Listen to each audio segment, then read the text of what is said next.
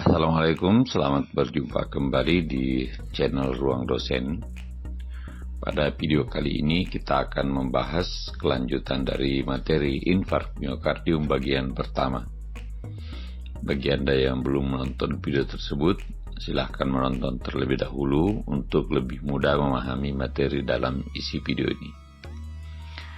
Video kali ini akan membahas mengenai patofisiologi, tanda dan gejala, perawatan dan penata laksanaan, serta terapi farmakologis dan non-farmakologis dari infark miokardium. Baiklah, selanjutnya kita mulai dengan membahas aspek patofisiologinya. Patofisiologi. Oklusi arteri koroner menyebabkan iskemia miokardium akibat kekurangan oksigen pada sel miokardium. Jika jaringan jantung kekurangan oksigen selama waktu yang lama, hampir 20-45 menit, kematian sel atau nekrosis dapat terjadi yang terletak jauh dari oklusi. Luasnya iskemia bergantung pada lokasi, luas oklusi, jumlah jaringan jantung yang disuplai oleh pembuluh darah dan durasi oklusi. Hal ini dapat memengaruhi salah satu dari 3 lapisan jantung, perikardium, miokardium, dan endokardium, atau kombinasi ketiga lapisan ini. Ketika infark terjadi, jaringan parut kolagen terbentuk, dan otot yang rusak tidak berkontraksi secara efisien.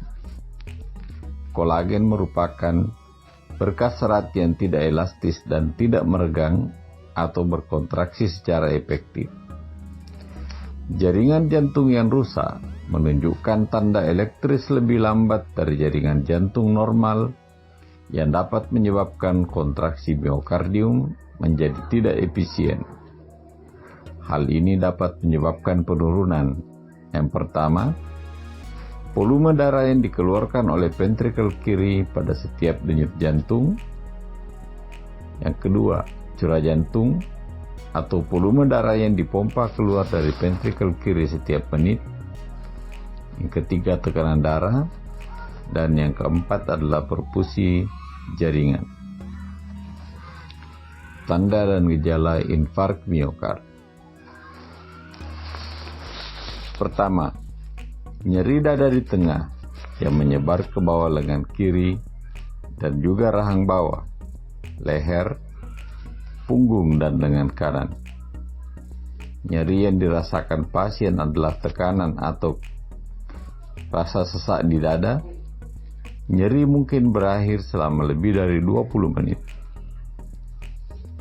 Tanda dan gejala berikutnya adalah nadi cepat dan tidak teratur, hipotensi dan dyspnea atau napas pendek, diaporesis atau keringat berlebih, mual, muntah, palpitasi, kehilangan kesadaran, dan bahkan kematian mendadak.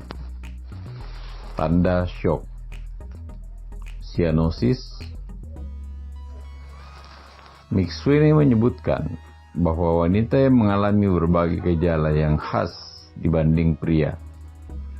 Gejala seperti dyspnea, keletihan, gangguan tidur, dan kelemahan lebih sering terjadi pada wanita dibanding pria.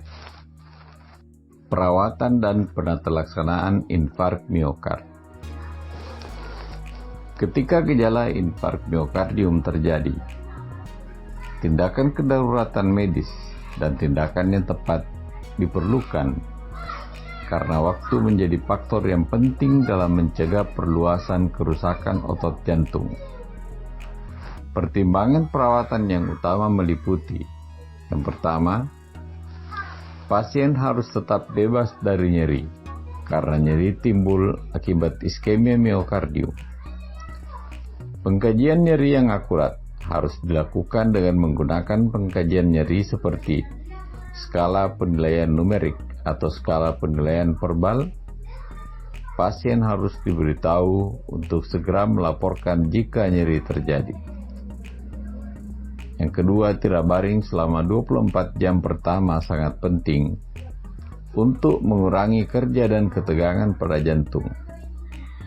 Yang ketiga, pemberian oksigen yang diresepkan untuk menangani hipoksia jaringan yang membantu mengurangi iskemia dan nyeri.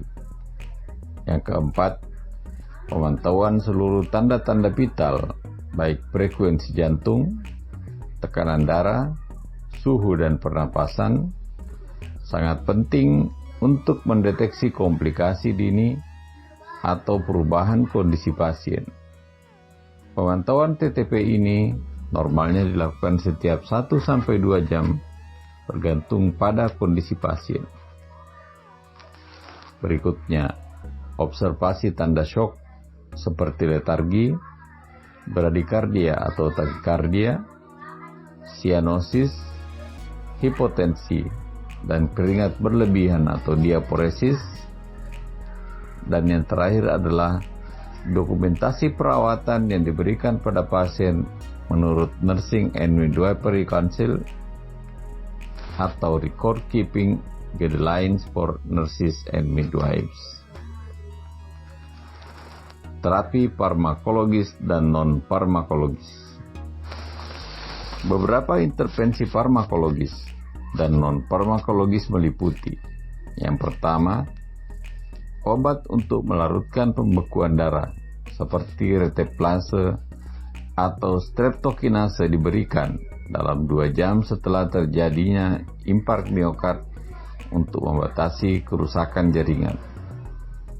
Yang kedua, pemantauan EKG yang terus-menerus dilakukan untuk mendeteksi irama jantung yang abnormal dan memungkinkan dilakukannya tindakan yang tepat.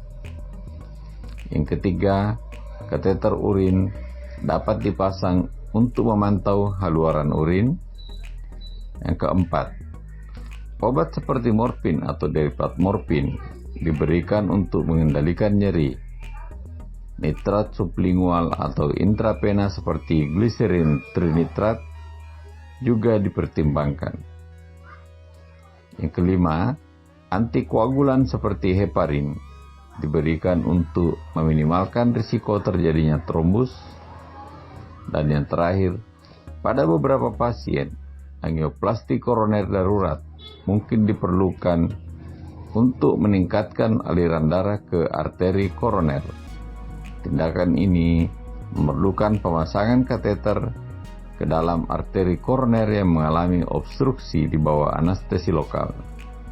Balon pada kateter kemudian digembungkan selama 15 detik hingga 2 atau 3 menit yang mendilatasikan arteri. Demikian materi kita pada kesempatan ini. Sampai berjumpa di video berikutnya.